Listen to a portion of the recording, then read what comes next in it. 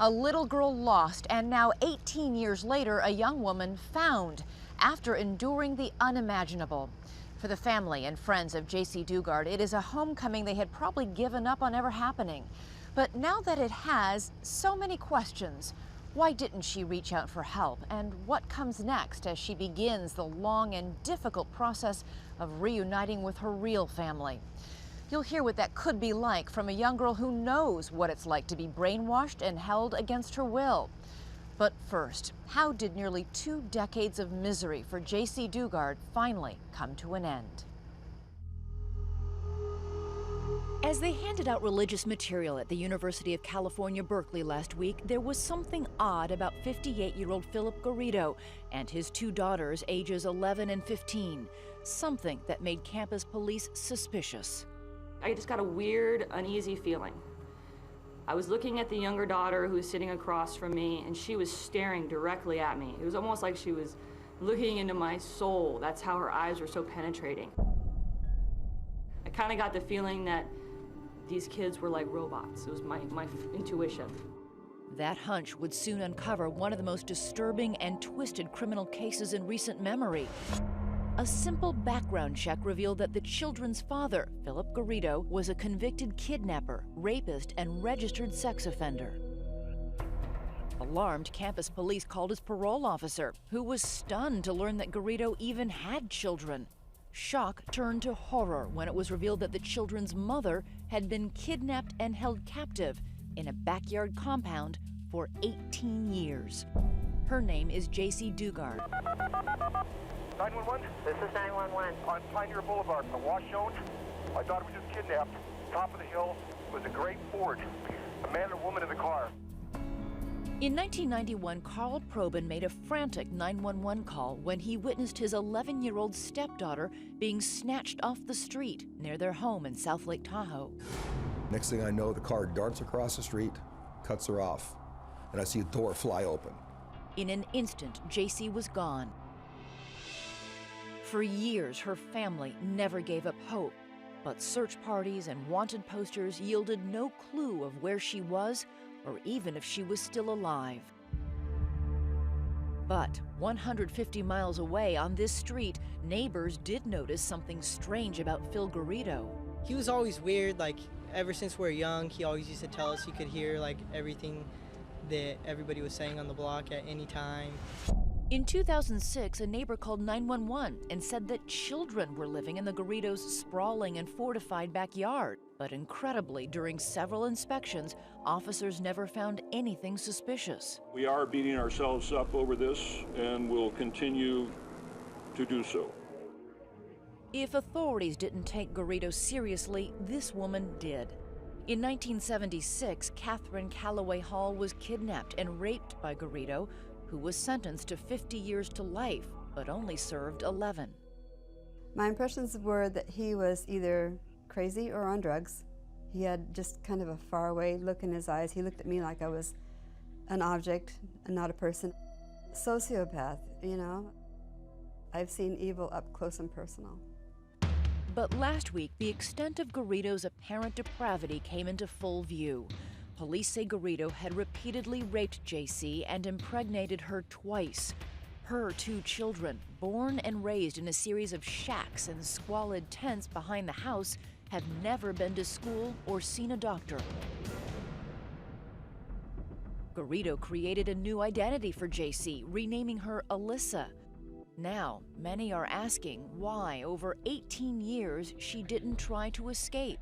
Like other childhood abductions, Elizabeth Smart, held captive for 9 months, Sean Hornback for 4 years, or Jessyca Mullenberg for 3.5 months, the answer is complicated. I'm trying to go forward, but there's always the Jessyca Mullenberg who's kidnapped. Jessyca Mullenberg understands some of what Jessyca Dugard is now going through. Like Jessyca, she was abducted by a pedophile when she was young, just 13. Her kidnapper took her from her small Wisconsin hometown to Texas, where he kept her in a motel. Almost every day I was either raped or I was hit almost every day. If for some reason I didn't complete a sexual act that he wanted done a certain way, I would spend the entire day chained or tied to the bed. She used to be very upbeat and loving child to be around and happy, and now you can tell that she's depressed and day-to-day life is hard.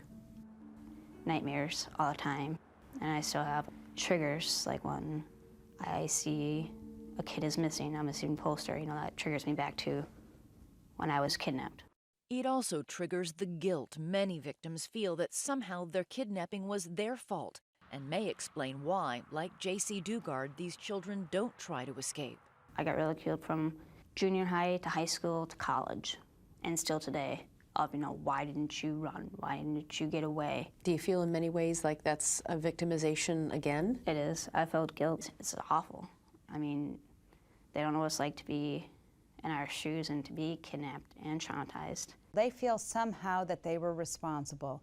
Psychiatrist Barbara Ziv is a leading authority on sex offenders and their victims.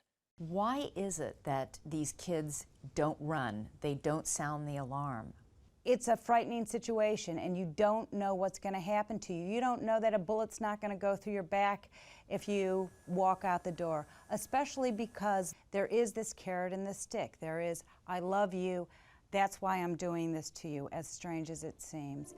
There are other similarities between Jessyca Mullenberg and Jessyca Dugard. Jessica's kidnapper also gave her a new identity. He told me that I was to call him Dad, and his name would be Dave Johnson, and my name would be Cindy Johnson.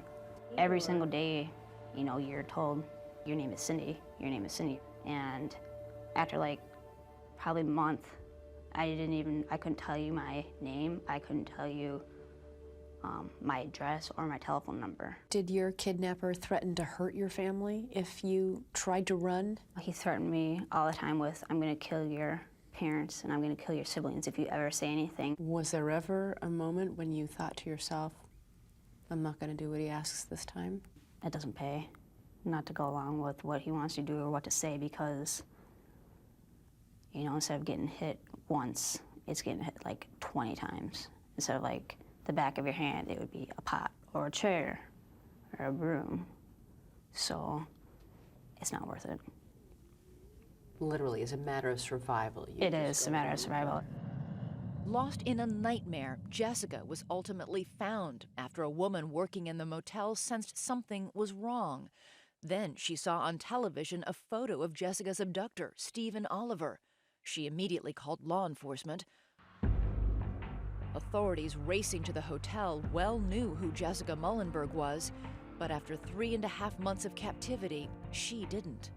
The Houston FBI came in, knocked on the doors, and they're like, are you Jessyca Mullenberg? And I'm like, no, I'm Cindy Johnson. So even when the FBI came in to question you, you stuck to the lie? Right. Is this because you were so brainwashed? Or were Right. you... When we got to the FBI station, they would just keep flashing pictures at me. And then after a while, I finally clicked that, oh yeah, I was Jessyca Mullenberg, that's who I am. The FBI agent called and said that we've got her. What did you do? And I screamed.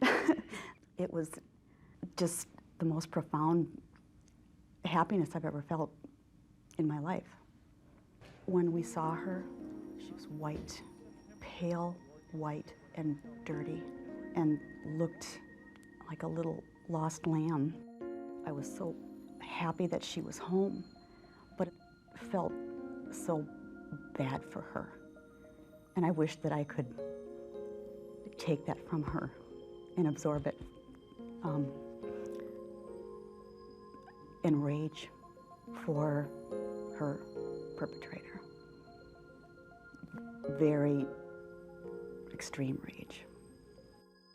He got 40 years in prison and no parole, so he's not gonna get out for a very long time, and he'll probably die in jail, so that's good. Jessica's rescue made her a symbol of hope for families whose missing children are long overdue. But in ways large and small, she's been changed forever, and so has Jessyca Dugard. She will have to be an extraordinarily exceptional person to be able to have any semblance of a normal life, because, of course, how can you ever trust anybody? The whole system failed her. A system that is now playing catch-up. Investigators are looking at possible links between Garrido and other missing children in the area. Meanwhile, Jaycee Dugard's real family must deal with the emotional fallout, not only for their daughter, but her 2 children, who must now face the reality that the man they called their father is known to the world as a monster. What advice would you give to Jaycee's family on how to deal with her and help her in the best way possible? The best thing that you can do is to move forward. Of course they're going to be angry, but that is not going to help. I would say don't let him take another day of your life. You can't allow him to occupy one more brain cell of your time because he's already taken 18 years. As this case unfolds, we'll continue to bring you all the latest developments.